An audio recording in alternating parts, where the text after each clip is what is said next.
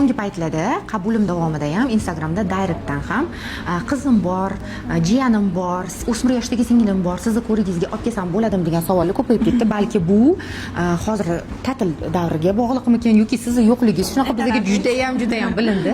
Shuning uchun bizani kuzatuvchilarimizga, bizani patsientlarimizga e'lon etib o'tmoqchi edim. Jara Hasanni yana safimizga qaytdilar. Farzandli ta'tilidan tortib sug'urib safimizga qaytarib oldik. Shuning uchun qizlaringlar bo'lsa, jiyanlaringlar bo'lsa, bemalol Tulan klinikamizga murojaat qilishinglar mumkin. Kстати, Jara Hasanni yaqinda o'qidim. 1 yil davomida biz aytardik, o'smir qizlarda agar hayz boshlangandan keyin 1 yil davomida u nomuntazam bo'lsa, unda bu norma deb aytardik. Lekin yaqinda bir adabiyotda o'qib qoldimki, yangi norma ko'rsatkichlari 3 yilgacha cho'zilibdi. Shunaqa? Rekomendatsiyalarda o'zgarishlar bo'ldi. Oldinlari 1-2 yilgacha norma desak, hozir даже 3 yilgacha cho'zildi shu narsa. Qachonki, lekin bitta nosi bor. Qiz o'smir qizda boshqa defitsitlar yoki boshqa qanaqadir patologiya bo'lmasa, uni biz qattan bilishimiz mumkin. Ginekolog huzuriga kelib, konsultatsiyaga kelasizlar, ko'ramiz. Agar hammasi norma bo'lsa, 3 yilgacha kutamiz.